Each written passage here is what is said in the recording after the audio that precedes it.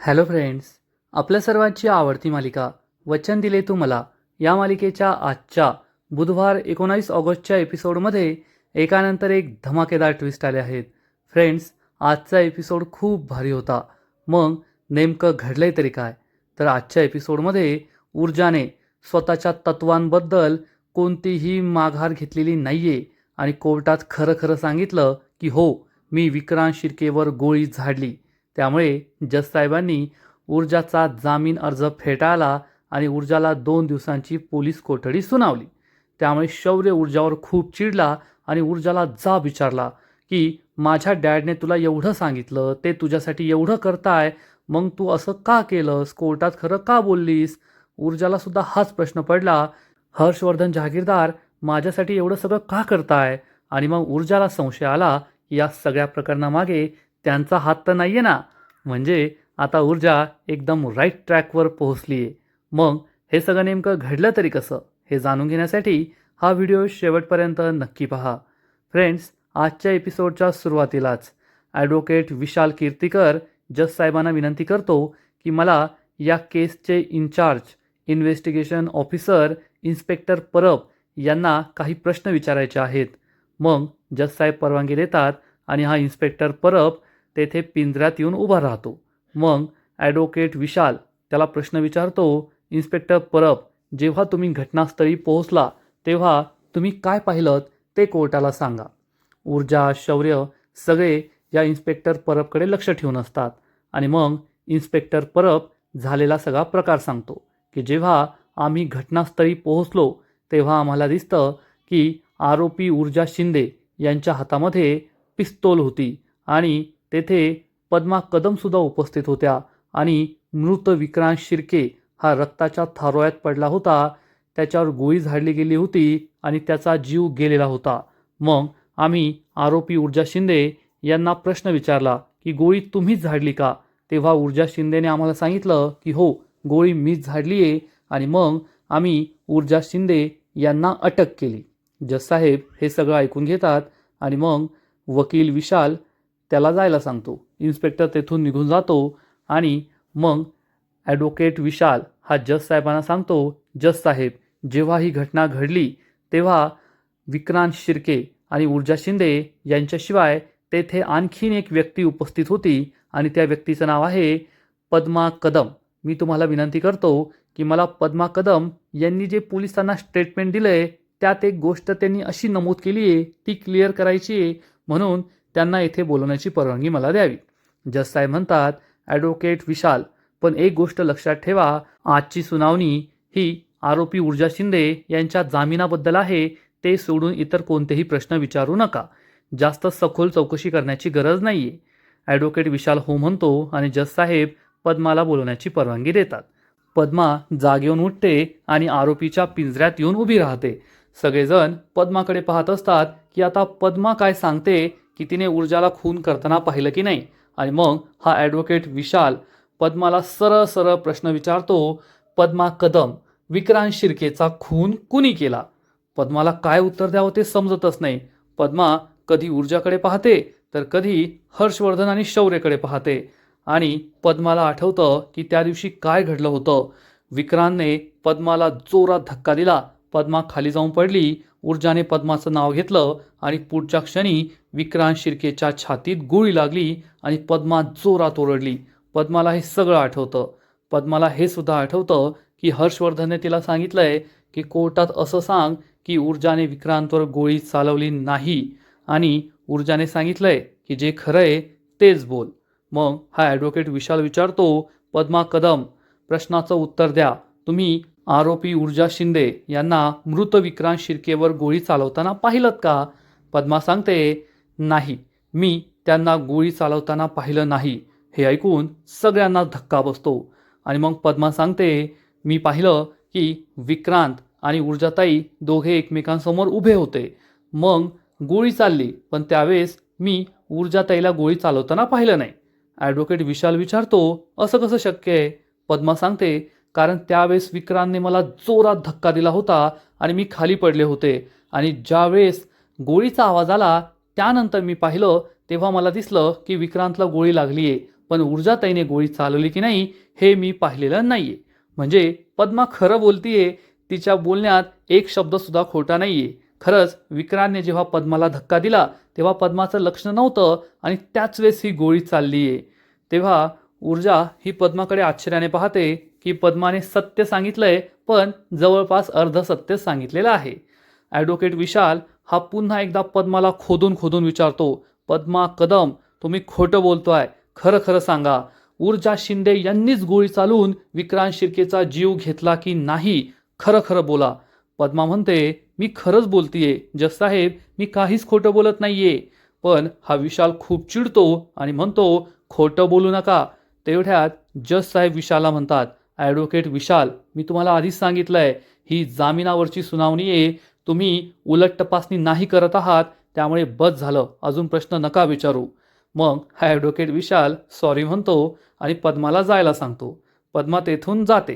तेव्हा ॲडव्होकेट विशाल हा जज साहेबांना सांगतो, जज साहेब, आता तेथे असलेली साक्षीदार पद्मा कदम तर सांगतेय की तिने ऊर्जाला गोळी चालवताना पाहिलेलं नाहीये, परंतु ॲडव्होकेट ऊर्जा शिंदे यांनी स्वतः पोलिसांना स्टेटमेंट दिलंय की त्यांनीच विक्रांत शिर्केवर गोळी चालवली आहे आणि मला त्यांच्याकडून याबद्दलच उलट तपासणी करायची आहे. आता शौर्यला खूप टेन्शन आलं असतं की ऊर्जा काय करते, हर्षवर्धनने सांगितल्याप्रमाणे खोटं बोलते की नाही. हर्षवर्धन सुद्धा विचार करतो की आता ऊर्जा काय करेल, मी सांगितल्याप्रमाणे खोटं बोलेल की खरं बोलेल. आणि ॲडव्होकेट विशाल ऊर्जाजवळ येतो आणि ऊर्जाला विचारतो, ऊर्जा शिंदे, तुम्ही पोलिसांना जे स्टेटमेंट दिलंय त्यात स्पष्ट सांगितलंय की तुम्हीच विक्रांत शिर्केवर गोळी झाडली. तुम्ही हे स्टेटमेंट पोलिसांच्या दबावाला बळी पडून दिलं होतं का, घाबरल्यामुळे दिलं होतं का, सांगा. आणि ऊर्जाला आठवतं की हर्षवर्धन तिला काय म्हणाला होता, तुला जर उद्या जेलमधून सुटायचं असेल, जामीन मिळवायचं असेल तर कोर्टात खोटं सांग की मी विक्रांतवर गोळी चालवलीच नव्हती. आणि त्याच वेळेस तिला हे सुद्धा आठवतं की तिची आई काय म्हणाली होती, ऊर्जा आठव, तू कोणाची मुलगी आहे, त्यामुळे कोर्टात खोटं बोलायचं नाही, जे सत्य आहे तेच सांगायचं. ऊर्जा काही बोलत नसते, विचारत असते. त्यामुळे जज साहेब हे ऊर्जाला म्हणतात, ॲडव्होकेट ऊर्जा शिंदे, जर तुम्ही कम्फर्टेबल नसाल, तुम्हाला या प्रश्नाचं उत्तर द्यायचं नसेल तर तुम्ही उत्तर नाही दिलं तरी चालेल. पण तेवढ्यात ऊर्जा म्हणते, नाही जज साहेब, मला या प्रश्नाचं उत्तर द्यायचं आहे. मी पोलिसांना जे स्टेटमेंट दिलं ते अगदी बरोबर आहे, कोणत्याही दबावाला बळी पडून मी ते स्टेटमेंट दिलेलं नाहीये. हे ऐकून शौर्य, हर्षवर्धन, आदित्य, कुमुदिनी आजी या सगळ्यांना जबर धक्का बसतो आणि ऊर्जा सांगते, जज साहेब, जर तुमचा प्रश्न हा असेल की मी विक्रांत शिर्केवर गोळी चालवली तर हो, मी विक्रांत शिर्केवर गोळी चालवली. हे ऐकून शौर्यला जबर धक्का बसतो. शौर्य खूप चिडतो. हर्षवर्धनच्या चेहऱ्यावर कोणतेही एक्सप्रेशन नसतात. ॲडव्होकेट विशाल कीर्तीकर खुश होतो आणि ऊर्जा म्हणते, हो जज साहेब, मीच गोळी चालवली होती आणि बंदूक माझ्या हातातच होती. ॲडव्होकेट विशाल विचारतो, याचा अर्थ तुमच्या बंदुकीतून जी गोळी चालली त्यानेच विक्रांतचा खून झाला, तुम्हीच विक्रांतचा खून केला. ऊर्जा म्हणते, नाही जज साहेब, मी विक्रांतचा खून केलेला नाहीये. तर हा ॲडव्होकेट विशाल विचारतो, असं कसं, गोळी तुम्ही चालवली आणि तुम्ही विक्रांतचा खून केला नाही, असं कसं होऊ शकतं? तर ऊर्जा सांगते, जज साहेब, मी फक्त माझ्या स्टेटमेंटबद्दल सांगतेय की मी जे स्टेटमेंट दिलं ते अगदी खरं आहे आणि मी माझ्या पिस्तूलमधून गोळी चालवली होती, गोळी झाडली होती. मग हा ॲडव्होकेट विशाल जज साहेबांना म्हणतो, जज साहेब, आरोपी ऊर्जा शिंदे यांनी स्वतः कोर्टात कबुली दिली आहे की त्यांनीच मयत विक्रांत शिर्केवर गोळी चालवली. त्यांच्या हातात जी पिस्तूल होती त्या पिस्तुलातूनच गोळी झाडली गेली आणि या केसमध्ये अजूनही खूप साऱ्या गोष्टींचा तपास होणं बाकी आहे. त्यामुळे मी तुम्हाला विनंती करतो की आरोपी ऊर्जा शिंदे यांचा जामीन अर्ज फेटाळण्यात यावा. That's all me Lord. असं म्हणून ॲडव्होकेट विशाल आपल्या जागेवर जातो आणि पाणी पित असतो. तेवढ्यात ऊर्जा जज साहेबांना म्हणते, जज साहेब, मला काहीतरी सांगायचं आहे. जज साहेब म्हणतात, बोला. आणि ऊर्जा ही जज साहेबांना सांगते, जज साहेब, मी विक्रांत शिर्के समोर असताना माझ्या बंदुकीतून गोळी झाडली हे जरी खरं आहे तरीसुद्धा याचा अर्थ असा होत नाही की माझ्या गोळीमुळेच विक्रांतचा खून झालाय, त्याचा मृत्यू झालाय. मी त्याच्यावर गोळी झाडली नव्हती. हे ऐकून जज साहेब, हर्षवर्धन, शौर्य हा ॲडव्होकेट विशाल, पद्मा या सगळ्यांना आश्चर्य वाटतं आणि ऊर्जा कोर्टात सांगते, जज साहेब मला स्पष्ट आठवतंय ज्या क्षणी मी माझ्या पिस्तूलमधून गोळी झाडली तेव्हा विक्रांत धडधाकट उभा होता. त्याला गोळी लागलेली नव्हती. तो माझ्याकडे पाहून हसत होता. पण मग पुढच्या क्षणी त्याच्या छातीत गोळी लागली. याचा अर्थ जी गोळी मी चालवली त्याने विक्रांतचा मृत्यू झालेला नाहीये. हे ऐकून ॲडव्होकेट विशाल म्हणतो, वा रे वा जज साहेब, पाहिलं का मी म्हणालो होतो ना. ॲडव्होकेट ऊर्जा शिंदे खूप निष्णात वकील आहेत. आता त्या कायद्यातील पळवाटा शोधताय. त्यांनी खून नाही केला हे दाखवण्याचा प्रयत्न करताय. ऊर्जा म्हणते, मी फक्त सत्य सांगतेय, मी कोणत्याही पळवाटा शोधत नाहीये. तर ॲडव्होकेट विशाल म्हणतो, सत्य तुम्ही आधीच सांगितलंय की तुम्ही विक्रांतवर गोळी झाडली आणि तुम्ही त्यांचा खून केला, हेच सत्य आहे. ऊर्जा खूप चिडते. ॲडव्होकेट विशाल हा जज साहेबांना सांगतो, जज साहेब ऊर्जा शिंदे यांचा जामीन अर्ज फेटाळण्यात यावा. तर जज साहेब म्हणतात, ऊर्जा शिंदे तुम्ही जे काही बोलताय, तुमचा जो काही मुद्दा आहे तो तुम्ही थोडक्यात मांडा. आणि ऊर्जा म्हणते, जज साहेब मला असा प्रश्न विचारण्यात आला की तुमच्या पिस्तूलमधून गोळी झाडली गेली का. तर त्याचं उत्तर आहे हो. पण माझ्यामुळे किंवा माझ्या पिस्तुलीतून झाडलेल्या गोळीमुळे विक्रांत शिर्केचा खून झाला का. तर याचं उत्तर आहे नाही. मी विक्रांत शिर्केचा खून केला नाहीये. त्यामुळे मी तुम्हाला विनंती करते की आजपर्यंत मी पोलिसांना सहकार्य केलंय, त्यामुळे माझा जामीन अर्ज स्वीकारण्यात यावा. मला जामीन मिळावा म्हणजे मी बाहेर जाऊन नक्कीच या खून प्रकरणाचा सखोल तपास करू शकते आणि सत्य बाहेर आणू शकते. त्यामुळे तुम्ही मला जामीन द्यावा. कारण या प्रकरणामध्ये अजून खूप साऱ्या गोष्टी बाहेर यायच्या बाकी आहेत. मी खून केलेला नाहीये आणि खरा खुनी शोधण्यासाठी मला वेळ हवाय, संधी हवी आहे. आणि तुम्ही मला जामीन द्या म्हणजे मी त्या खऱ्या खुनीला शोधू शकेल. पण ॲडव्होकेट विशाल या गोष्टीला अपोज करतो, विरोध करतो आणि म्हणतो, नाही जज साहेब, ॲडव्होकेट ऊर्जा शिंदे, आरोपी ऊर्जा शिंदे यांना जामीन नाही मिळायला पाहिजे.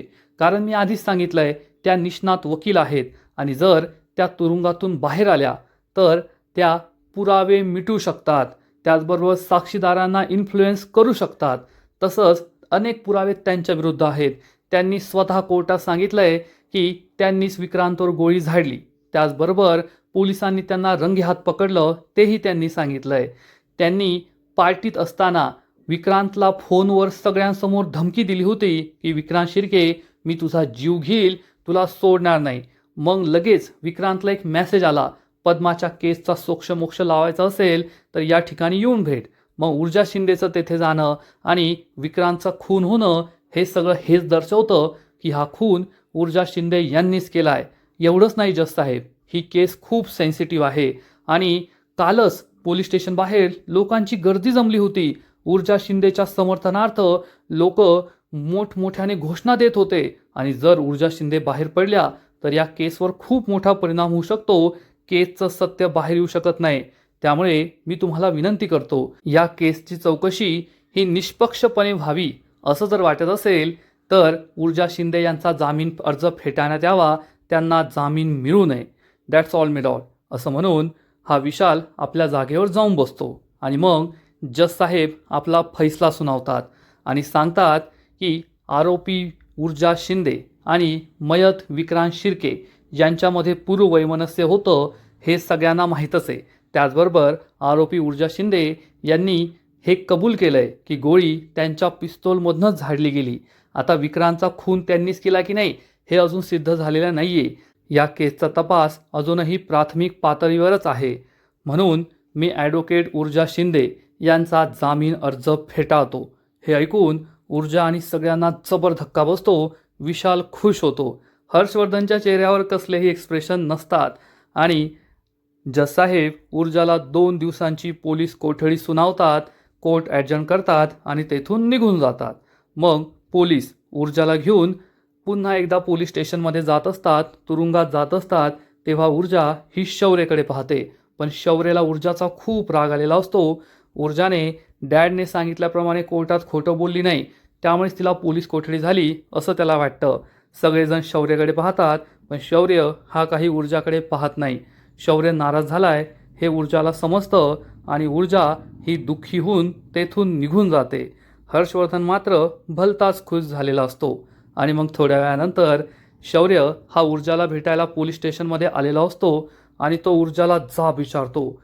ऊर्जा, तू का कोर्टात असं बोललीस? मला काही कळतच नाहीये. तुला डॅडने सांगितलं होतं ना की कोर्टात असं सांग की तू गोळी चालवली नाहीये. तू जर आता असं सांगितलं असतं ना तर तू आता घरी असतीस, तुला जामीन मिळालेला असता.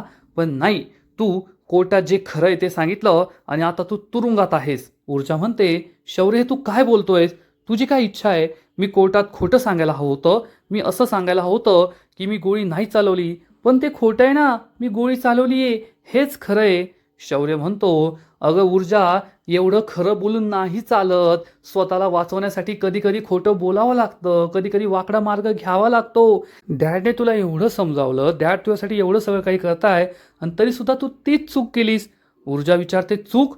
शौर्य, मी माझ्या तत्वांशी कधीही बैमानी नाही करू शकत. मी कोर्टात खोटं नाही बोलू शकत. शौर्य म्हणतो, तत्व? हे तत्वच तुला महागात पडणार आहे आणि तुला आयुष्यभर जेलमध्ये ठेवतील, हे पाहत राहा.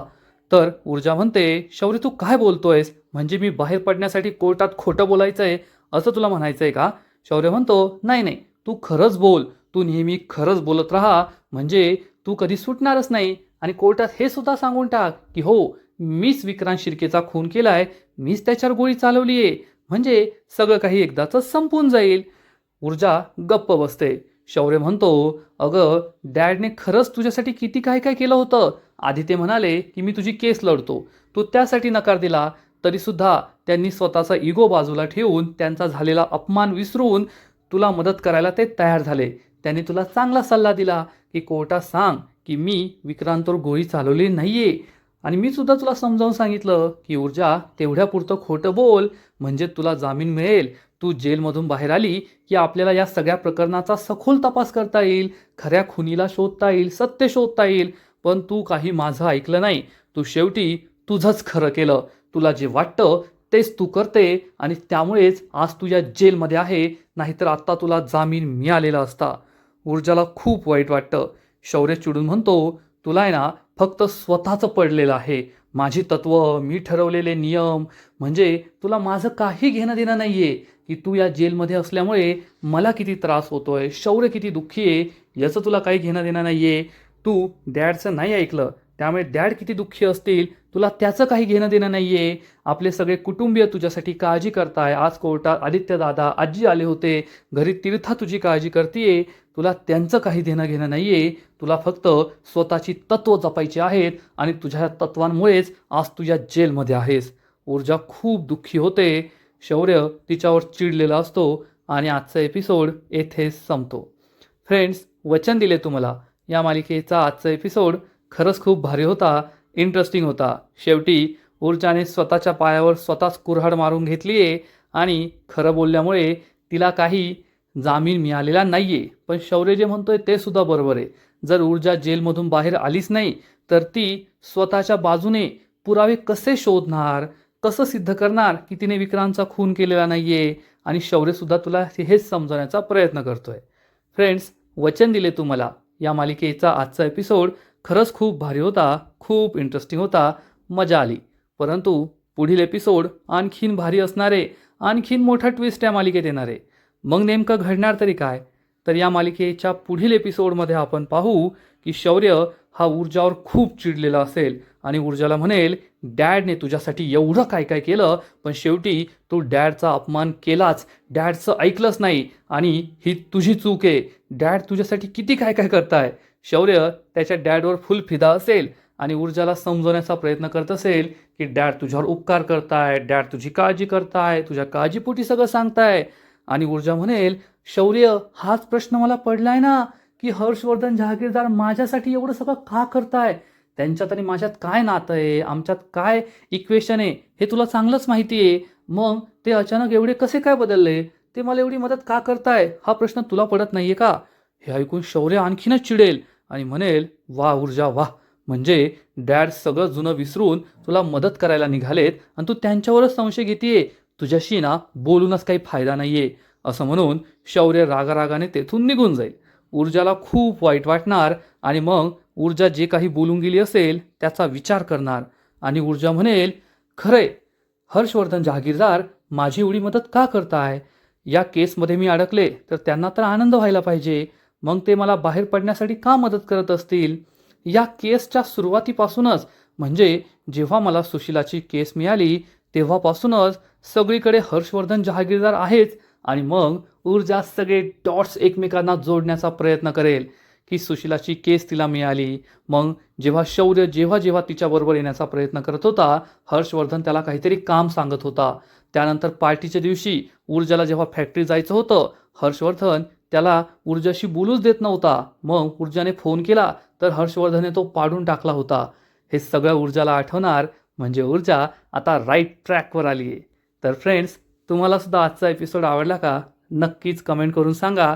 आणि वचन दिले तुम्हाला या मालिकेचे असेच नवीन नवीन एपिसोड, नवीन नवीन अपडेट सर्वात आधी पाहण्यासाठी व्हिडिओला लाईक करा, शेअर करा, चॅनलला सबस्क्राईब करून बेल आयकॉनवर क्लिक करा, म्हणजे या मालिकेचे नवीन नवीन एपिसोड तुम्हाला सर्वात आधी पाहायला मिळतील. खूप खूप खूप धन्यवाद.